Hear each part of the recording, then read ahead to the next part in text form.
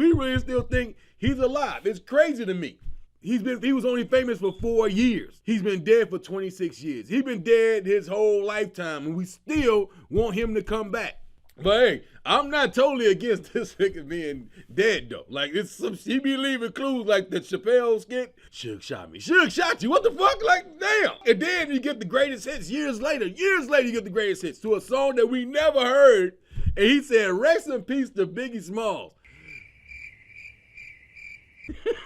I was like, hold up, what did he just say? Yo, what up, y'all? It's the Ronnie Ray Show. Yes, we're back with more segments. Yes, we get off my chest. We got Remember the Classics. We got Random Lists, this and that, and also got a shout out as always. So sit back and relax. We coming with the heat. All right, off my chest, here we go. They had a video like Tupac is still alive. We have proof. We have proof of Tupac alive. They have pictures with him and Beyonce and Rihanna and shit. It was obviously Photoshop. Tupac is in Cuba. I'm like, hold up, man. Tupac's in Cuba? Like, okay, I've been hearing this for a long time. And I'm like, this dude really left an impression on black folks. Because black people are the only ones saying this shit. We really still think he's alive. It's crazy to me. He was only famous for 4 years. He's been dead for 26 years. He's been dead his whole lifetime, and we still want him to come back. But hey, I'm not totally against this nigga being dead though. Like he be leaving clues like the Chappelle skit and the Machiavelli intro. Like, why'd y'all get this nigga started? Suge shot me. Suge shot you. What the fuck? Like, damn. And then you get the greatest hits years later. Years later you get the greatest hits to a song that we never heard. And he said, "Rest in peace to Biggie Smalls." I was like, hold up, what did he just say? What if he is alive? And he is hiding? Let him hide. You know what I'm saying? If he wants to be dead, he earned the right. He dropped platinum albums. He was the biggest guy to drop music for the time frame he did. He is an icon. Let him rest. Let him relax. We don't need that, but you know, black people, you gotta talk to us, man. We don't let shit go. We want to keep the good shit going. Like, keep it going. Let's do some more. Like the Friday number 4. We're not having a Friday number 4. Like, Ice Cube is not getting the deal. You know what I'm saying? They're gonna be in the old folks home. Him and Smokey and Day Day gonna be in the old folks home by the time you see a Friday 4. But why are we waiting on that? Write the new thing. We never just write the new thing. So Tupac came, he set the mark. And you go from that. You take that time for the time, man. If he's alive and he doesn't want to be around, he don't have to be. Tupac, we love you, but if you earned the right to do what you want. If he's sitting back, and honestly, do you think he'll sit back and all this shit that's going on, he wouldn't say nothing? Like, as much as he talked, are you serious? He would have broke out the casket. You know what I'm saying? He would have flew back at least one day. You know what I'm saying? And talk some shit. These mumble rappers, he hate these dudes. Kanye talking this shit? Come on, man. Come on, man. Either he'll be right next to him or he'll be against him. Let Tupac be dead, man. If he wants to be dead, let him be dead. He's earned the right for the peace. He's earned the right. He lived to 25. He's been arrested for 26 years. He must like where he is. Let him stay there. Let him be dead. Let's watch these. Let's listen to this. Let's watch Juice. Let's watch Poetic Justice. Let's watch gang related. Whatever he was on, watch that. And that's your memory of Cat. Yeah, like, all these documentaries on how he died, all that stuff. Watch that. Resurrection is fantastic. Watch Resurrection. Resurrection is phenomenal. The soundtrack is great. Produced by Eminem. Incredible. Listen to his albums. They're fantastic. Yeah, he made the Hall of Fame. He's accomplished a lot in the 4 years he was famous. But if he wants to be dead, let him be dead. Why is this news? I don't even know why I'm talking about this. So Tupac, if you're dead, rest in peace. If you're still alive, I will see you in Cuba one day. Next segment. Okay, remember the classic? I'm going Dirty South this time, man. Dirty South, Memphis, Tennessee, July 6th. Ball MJG dropped the Coming Out Hard album. I'm like, man, this is classic. This is classic. First time I heard it, man, in the car with the homie, man. I'm like 19 years old. We drinking, smoking. He throws this tape in. I heard the intro to that shit. I'm like, what the fuck is this talking? Mr. Big, but nah, Trey, Ball MJG. Then it says, dun dun dun dun dun. I'm like, oh! Hey, when I pointed at the radio, That shit's incredible. I've probably done that probably 10 times in my life. Jacksonville Beach with Ice Cube, Cypress Hill, Funky Phil one, and this shit. I was like, yo, what the fuck is that? Dun dun dun dun dun. Dun dun dun dun. Boom dun dun dun dun dun. I ain't care what he gonna say after that, but then he had the hook. Mr. Big, Mr. Big. They call me Mr. Big. I'm like, yo, who are these guys? Let me borrow that tape. I never gave it back to him. Like, that shit was tight as fuck. You know them tapes you got back in the day, you ain't never get. People still got my Illmatic. I have Illmatic. My Wu-Tang. Album was dope as hell, like 8 tracks. If you don't count, I say 9 if you count the intro. But yo, they had tracks like Coming Out Hard, 9mm Boys. Yeah, Pimps and Pimps in the House. Those are tracks, but my favorite ones obviously was Mr. Big, and then he had Pimp. I just can't seem to keep my feet on the ground. Woo! The one that got me was the first episode. God damn it.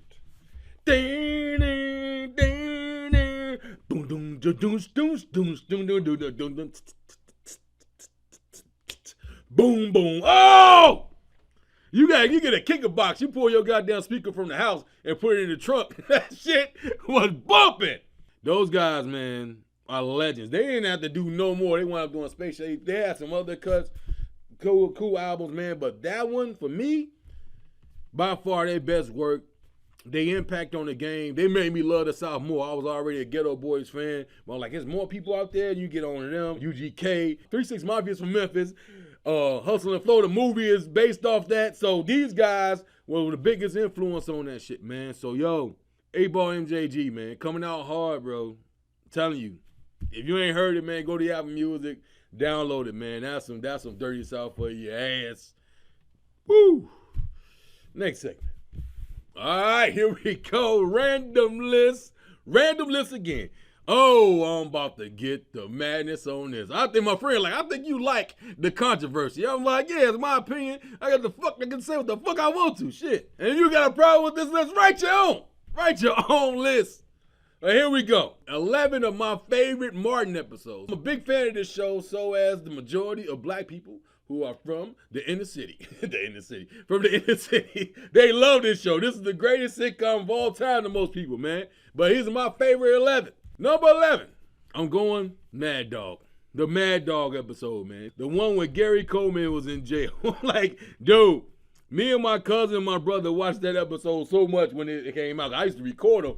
And dude, it's just funny. It's just funny to me, man. Like, Tony's like, he ain't gonna do nothing in front of all these people. Then this come in, Mad Dog's coming. What? I said, Mad Dog's coming, dude. That is funny as hell. Number 10. I'm going Biggie Smalls episode, man. I'm going Notorious B.I.G. episode, which I thought was like, it was TV magic. Ain't no way in hell these motherfuckers on the same wrestling team. Like, we was on the same wrestling team. I saw Biggie and I basketball, but I was like, just straight set up joke. You in Detroit, he in New York, knowing damn well y'all ain't no goddamn friends. But it worked for the show, so that's all that matters. And the funniest line in that one is when Biggie's like, all the people outside, how we gonna get outside through the crowd? And then Pam open the door. Oh, that's easy. Bang, bang, here it is. We just saddle up Pam and gallop right through the crowd. Just gallop right through. And the funniest part when he was doing it, and he changed positions like that, he kept going. Man, he was high as hell on that show. Watch that episode. He is high as hell on that show. But classic comedy. Number 9, I'm going to go with the proposal episode.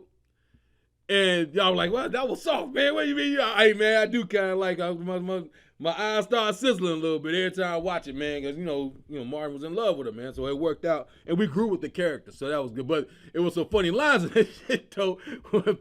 When they went to go get the ring, and Pam was like, this is it. He's like, oh, yeah, woo, woo. And he's like, woo, yeah, this is it, huh? This is it, huh? Somebody left their social security number on that. Oh, that's the price. God damn! Oh, man. And the line from the old man to him when they were playing poker, he said, old fools used to be young fools. And I was like, damn, that's what's up, man. Number 8, I am going with the Varnell Hill Show. The Varnell Hill Show, Hollywood Swinking episode. Tommy Davidson came in and cameoed it, man. I didn't like that episode at first. It took probably the reruns to play it off probably within the past 5 years. I watch it now, man. Varnell Hill, him and Martin going back and Martin breaking character. He was like, oh, we have a lake. What? You have a lake? Your catfish is delicious. What the? You see Martin like on his face like, woo, he got me. That's some improv shit. They were going at it, man. That shit is funny, man. Varnell Mankind, whatever the hell, he was Sammy Davis Jr. Every black fucking person who act like that, he was that, man. Sammy Davis is a talented dude, man. So number 7, I'm going Marty Marl's Chicken and Waffles, Rental Spoons. So going to Rental Spoons episode. Just that alone. I don't have to say nothing else. Number 6, saw the other episode. My favorite character on the show was Jerome. So the first episode that he had, he was dating Pam, called Jerome in the House. Classic, man. It's classic. What you know, Rob? No good, Rashid. She's like, why you still hang out with this pimp? This idiot bought like $400 worth of liquor. He just talked in their language like, if y'all care, y'all gonna see how idiots dumb I am when y'all try to cash them checks. Denzel look like Denzel Washington. Come on, man. Number 5 is the pilot. The pilot comes out. The first episode, classic. I remember seeing it, and I'm like, well-deserved. Martin had put in the work. Def Comedy Jam was out, and I'm like, yo, this dude deserves it, and he did not disappoint. You got into the show real quick. You learned about the characters. He's singing to her. She leaving his house. His mom comes in, and it's like, here, play this record on your radio show. It's about little Michael Jackson and a busload of his friends. Like, yo, like, what is this, you know? The line from it, though, is when he talks all that shit on the radio, and then she comes to the house to confront him, and they go in the room. He was like, you want to leave? Leave. Yeah, I don't care. Stop. Stop. And she walks out the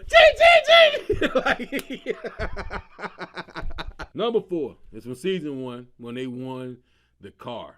When they won the car. What made this so dope? Martin played every character on that show. I don't think he's ever done it again. It was the one and only time that he did every character. The mom was funny. Shanae was funny. I'm not a big fan of Shanae, but Shanae was really funny on that. Jerome, of course. Otis is my guy. He came. Humpa? You want some of this? Or wants a lot of that? When he was getting ready to take you down, boy. Getting ready to get your ass out. You got no money, boy. Come on, man. Jerome's in the house. Not that Jerome, my bad. Otis was killer. I love Otis, man. Number 3. I'm going to say the Fight Party. The Fight Party number 3. It's called Beat It. It was the first time we saw Bruh Man. No, you do not have on my sweater. Oh, man, it got a little cold in, so I thought I'd borrow this. You got to go with it. You got to roll with it, man. Can I get my sweater back, man? Come on, can I get my sweater? And he taking the sweater off, and Martin's fucking comedic timing. He took it off. He was like, thought we was tight, man.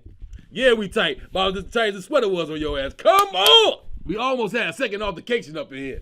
You see where I got Brother Man on the 5th floor. Man, comedy gold. Number 2, the classic, man. The classic number 2. And a lot of people are like, man, why is this number 2? This is in everybody's top 5, I think. Number 2 is the CD player. I've seen it online. People reenacting this online so much, it's ridiculous. They taking a clip and just throwing it up because it's the fun, one of the Martin Lawrence's funniest moments. Cole, sit your $5 ass down before I make change. What you doing here, bro, man? Nothing. Just chilling. Looking for some Jello. Barred CD player, man. He said, you didn't get the note I left under the bathroom sink? He said, that is the dumbest, bro, man, education. Why would I look under the bathroom sink, brother, man? Why? He said, I thought you'd look there because you was out of toilet paper. And then they tried to get a real dog. And you're like, no, we just used a fake one. And he played the fake one up so much. Like, you to watch Tommy break character, he's always breaking character if you watch it close enough. But it's like he's sitting there with his back turned, man. It is comedy, man. Honorable mentions on this. It's a lot. Because the show was dope. Tommy Hearns episode, y'all, my uncle loves that. That's his favorite one. He come out with that big ass face. I wasn't a big fan of that. The Ren episode when he ain't want to pay the $5. That's one of my favorite ones. And Hustle Man came to the door. And another one when Hustle Man came when they was spying on Tommy. And they sitting there doing a stakeout. They sitting there, Hustle Man comes to the window. Look, I watch my smoke and watch my dust when I roll off. I said, watch the dust. I said, watch the dude. Y'all like, where's Chilligan's Island? It's not here because I think that was funny. I was in a room when it came out Everybody around me is dying, and I am not laughing. I'm sorry. I'm just not a fan. I thought Martin better than that. I'm not a fan. But number one on the Martin random list is the Players Ball. The Players Ball is hardcore. I remember recording that and people coming around to watch it. The people I didn't even know, man, you got that? Let me go check that episode out. Players Ball, classic. Classic show. Players Ball, Jerome, they trying to save the Mackey Theater, ran by my man, played Grady on Sanford and Son. Martin decided to throw a Players Ball, and man, he brought the players out. He got Antonio Fargas out there. He got Dick Anthony Williams played Pretty Tony in the Mac. He had Donamite on the show. He had Full Force on the side. He had Coolio come through. Come on, man. He had the Pale Grid. He had Jeanette Dubois. He had Outkast pop through, man. And Jerome was on it. And Jerome, that was when he became my favorite character on the show. Like, yo, this dude is killer. That character was so good. Martin played two characters in the room. And like, I don't think you ever seen that before. A couple of times. But that one, you forgot he was the dude. He played that good. That part with Pam Grill. I want to dedicate this song to the greatest woman in my life, Pammy. And Pam was like, oh, that's so sweet, Jerome. Not you, Junk. I'm talking about Sheba, baby. This goes out to you, guys. To all my years and tears and my fears. Ooh, come on. I want to get next to you. He said it was on the car. He kicked the car door open and I'm going to walk down the stairs. Come on. Come on, Martin. You're killing us, man. Favorite episode ever, man. Players Ball, man. What do you think, people? What's your favorite one, man? I know I'm going to get some flack on this. I don't care, man. You know what I'm saying? Chilligan's Island. Is it The Rent? Is it Wyndham Spoons? Let me know. All good. Leave a comment at the end. Holla back. Two sets of women in the party. And you got to pick a woman out of one of them. On this side, you got the waiting to exhale women. On this side, you have to set it off women. Which one you this or that, set it off, or waiting to exhale? Who you go with, brother? Wait. Gotta list the roster. Who's on what side? Who's on what side? Set it off, you got Jada Pinkett Smith. Yup. You got Vivica Fox. Okay. You got Kimberly Elise. Uh-huh. You got Queen Latifah. Yup. Waiting to exhale. Yep. Angela Bassett, fine ass. Oh yeah. That was peak Angela Bassett. Peak Angela Bassett. That was her on the poster box. Yeah. Angela Bassett. Still date after she burned the car. That was Namyo Horenge Kill. There you Angela go. Bassett. That's Tina Turner. Yep. Fool in Love. Woo. Okay. Lila Rashad. When she was super, super hot. Oh yeah. Loretta Devine, who cooking like a motherfucker in the movie. She can't cook. And rest in peace, Miss Whitney Houston. Perfect teeth, beautiful smile, most beautiful smile I ever seen in my life. Whitney Houston. So which way you go? What side you go on? What side of that party you go to get the girl? I'm gonna have to go with the set it off chicks. Oh shit, okay, why you gonna set it up? Because like look, though the waiting to exhale women are like amazing.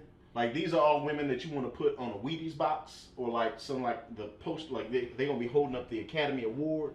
Like all the chicks on the set it off are the ride or die chicks. Yes. I'm from the Shy. Yeah. Like we don't know what might come down the pike. We might need to go rob a bank together, and all the waiting to exhale chicks will die of exhaustion. The set it off chicks are like, let's set it off. All of them to a T. Every last one of them did the thing where we was broke and then we made it. Right. All of them is hood chicks that made it. These are like, you know. They still in the project. Yeah, they're like, oh shit, this is like home. Like we got the waiting to exhale chicks. Mm-hmm. They're amazing. Mm-hmm. Like Loretta Devine, I would eat her greens all day. All day. Was that Whitney metaphor Houston, for sex, no?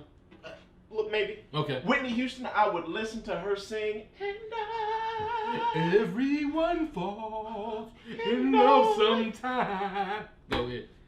Then we got we got Layla Rashawn, and I remember her from Harlem Nights. Sunshine. Woo! Sunshine. Boomerang, Ugly Feet. Whew. So Gold Star for Marcus. Mm-hmm. Go ahead. Like this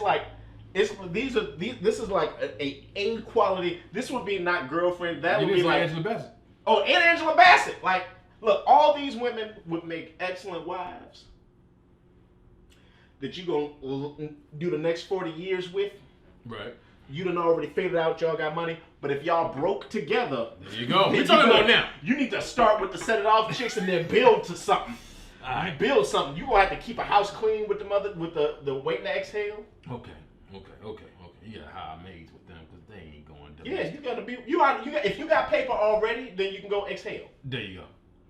We talking about that. Mm-hmm. I'm still on the rise of life. We all on the rise. We all on the rise. If we had money, we'd be in Paramount Studio like this whole lot is ours. We're in the damn living room right now. Mm-hmm. Mm-hmm. I'm going to set it off too. Mm-hmm. I'm going right over here to this party right there. Right there, that part. Because man, I did like you said earlier, when we down and out, they willing to go rob a bank with you. Yeah. I like it, man. I like that. That's sexy as hell. Mm-hmm. Mm-hmm. Especially after you've seen the movie a couple of times. I know you have. Mm-hmm. That second time when they robbed the bank, man. Mm-hmm. Oh man. And Kimberly Lee pulled the gun like, oh, that's sexy as hell. Mm-hmm. Oh, then they robbed the bank and she had the guns behind her back like, this shit is hot. And Queen Latifah, she played the lesbian. Mm-hmm. Her lesbian friend was sexy. I can get down with that. That sounds pretty good to me. If y'all, we date, we all date. You know what I'm saying? That's polyamory now. They call that, they have a term for that now that's called polyamorous. Whatever it is, we all together. That's all I want. I'm just going to say, I'm agreeing with that, but then I'm going to up that. Jada Pinkett Smith. Like. Well, she was hot. She's hot now. Still, come on, no, I'm talking about the career was like crazy. When she married Will, it kind of declined a little bit. I love the red table talk. I love it. This is very why I'm doing this because of the red table talk. You know red table talk? Oh yeah. Okay. Talk. This is like the. I'm talking about when her career was like boom. It was like she was a rocket. She was on every goddamn thing. Then she did Woo and got married. I was like, oh Jada, slow down. But this shit here, this was the peak, and she was hot. Mm-hmm. I mean her like that. She always gonna be hot. She's sexy as hell. Mm-hmm. She gonna be like 92, still like I got it. You know what I mean? Yeah, you got it, girl. Oh, short ass. I dig it. Tupac friend. And that's the other thing. Sometimes you gotta see where the car has been driven, and see. I'm trying to figure out the metaphor for you. The car has been driven. Who has been with that lady before, and then what kind of rocket did they put them on? Jada Pinkett Smith made a Will Smith. Wow. So like if she didn't marry it's him, like you know you think that you like like who's it with Kim Kardashian in the video? Ray J. Like Ray J made a Kim Kardashian. Kim Kardashian was like a Matt Counter girl. Her dad was a lawyer. And then she did a sex tape with Ray J, and then she became huge. Jada Pinkett Smith took a dude that Jada Pinkett Smith. No, I'm just saying. What happens is when you get in a relationship, when you get in a marriage, because that's the chick that's like, all right, now you need to wake up and go to work, and then you need to come home and do this, and then you need to, and you like, and she helped line your stuff up. Yeah, she made them better. And she that's good. That's the thing though. You on the set it offside because we all trying to get it. It seemed like, and no disrespect to them, you know what I'm saying? What's name? Terry McMillan, the author. Like those women wasn't trying to help no damn body. They you know what I mean? Bad by themselves. That's the tagline for the movie. That is. So I'm like, these men, no, you need to learn yourself. You know what I'm saying? That's what it is. That was the moral of the story. We need to be okay with being ourselves, and then we go find somebody. Y'all rush into these relationships just because y'all needed a man. Fuck that. These women that need shit. They just wanted money to survive. They were trying to survive. That was it. And then they robbed the bank. And then I say this about the movie. I disagree with it since we talk about it. Y'all wasn't that damn smart in that movie, even though it was like 20-something years ago and shit. Latifah coming from jail, and the first thing she said when she get back, after they all on her ass, we need to rob another bank. Leave up the town. I live in LA. Go down to Orange County or something. They ain't gonna find y'all ass. No, I'm sure 4 black women riding around in a car in Orange County will be found. Yeah, but just get out of there. They went to the biggest bank in the damn city. We gotta rob a bank. We gonna rob that new one. No, you take your ass to that small ass bank in the grocery store. Grab you some groceries and shoot them up. Grab you fucking bags of fucking money and shit and get the fuck out of there. See, I gotta disagree. Because I think this is my point. I ain't even made the point. I said a whole lot of cursing words. But this is one of those things where if you gonna rob a bank, you already at the point of you going to jail for a long time. Why you gonna rob a little grocery store for like $5,000 when you need to go on? If you gonna risk jail, I'm talking about the banks in the grocery store. I didn't say. But I'm saying there's still a little bit of. They don't have the little banks that's in the grocery store. But they were waiting for them. They were there in the them. They were in the bank probably 5 minutes before they got there. They knew they were coming. Why would you go to that one? Well, that was some bad scouting. But I'm just saying. Okay. If you gonna rob somebody, and to be fair, it's 2019. Back in 2000, whatever it was when Set It Off was made, banks 96. In 96, wasn't a lot of banks in the grocery stores. Banks had their own spots. It wasn't established in the grocery store to after Set It Off. That's it was like they were like, it was basically. Okay. Think of it. You go to Jewel, Osco, Ralph's. He said Ralph. Superior Market. Superior. Or Speedway. Speedway. What was Safeway. it? Safeway and I forget. It used to be Jewel and Osco. And Osco. Dominic's. I worked at Dominic's. Dominic's had the best grocery. I did. I changed over. Good grocery at Dominic's. Yeah, they did. They had like fresh produce. You know what I mean? So it just was extra clean. It was. Like if you had to pick between this or that, between Dominic's and Jewel's, I'm gonna pick Dominic's. But Jewel's is still here. You know what I mean? Jewel's just say their money better, and now you got Jewel's and Aldi. Pretty much. Yeah. But in sitting there, I would still say, you would want to make sure that you robbed a bank that had a bunch of money in it. If you rob a bank that ain't like in a big metropolitan area, you still like anywhere you go, and the penalty is the same. You going to jail for the same. I dig it, but she like, we hot. We gotta rob a bank. Let's get this big motherfucker. What the fuck you doing? It's another motherfucker that's just as big. Find that shit. But whatever. They had to close. It's movie magic because her boyfriend, Jada Pickett's boyfriend, worked there, and she had to tell him to get out. And so he see her later, and she called on the phone, and he can't say nothing. He's like, hey, I knew you was gonna be okay. She hang up the phone, and then she ride through the mountains at the end. So if you didn't see it, so fucking what? I just told you the end. But Set It Off, chicks. That's where you going. I just want to tell Jada Pinkett Smith that I love you. And if you ever decide to leave Will Smith, or if y'all have one of those open relationship things and you want to hang out with a little bit of Chicago, Marquise would like to show you a great time. All you ladies from those movies. All you ladies are beautiful and talented. I'm glad you guys did films like that. But if I had to pick women from that, I'd go Set It Off because you ladies was about that life and like we all was trying to get it. Waiting to Exhale, bunch of rich chicks, or they had their lifestyle. They were just trying to find a man. They were just trying to be happy. I dig that, but I don't want nobody just trying to be happy. I want you to love me and like me. I think if I could pull a Set It Off girl, they gonna love me and like me. You know what I'm saying? Well, they needed that. I'll say honestly, like who I would probably get along with now.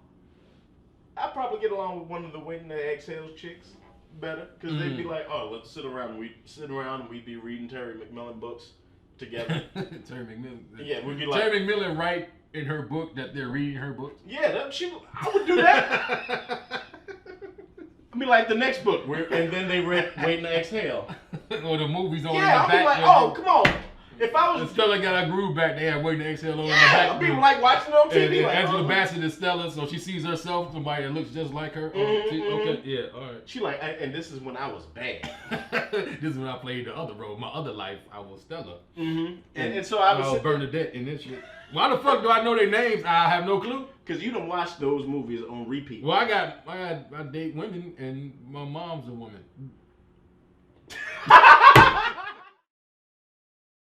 All right, shout out portion of the day. Shout out portion of the day goes out to my first improv teacher. That is Miss Frances Callier Green. Miss Frances Callier Green. Love this lady, man. This lady was something for me, man. She looked out, and if you know who she is, she's pretty famous right now amongst my eyes. She's a voiceover artist. She was on Hey Moni. She does Batman voices. She's been on the Cleveland shows, being on Family Guy. She's all over the place. She has a very successful podcast with her friend, the very beautiful and sexy Miss gorgeousness, Angela Shelton. They were like, why you doing that? Hey, you know why.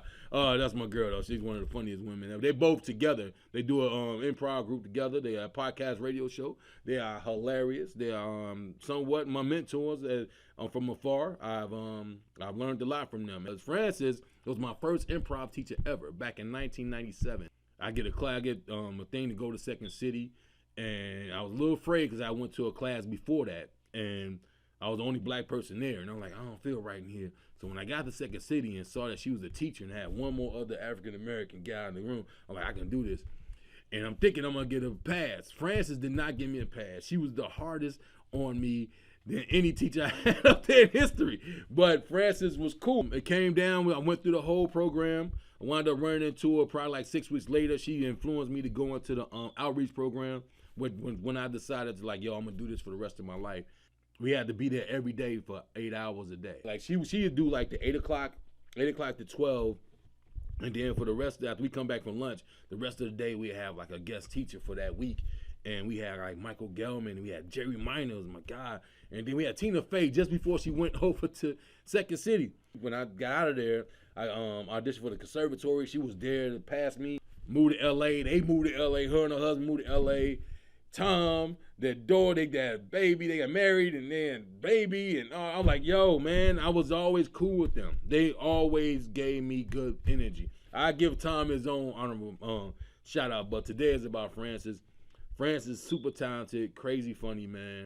I didn't hang out with them enough. I wish I would have, because I can learn so much from them, man. So salute to them. Salute to Frances and her family, Angela, everybody.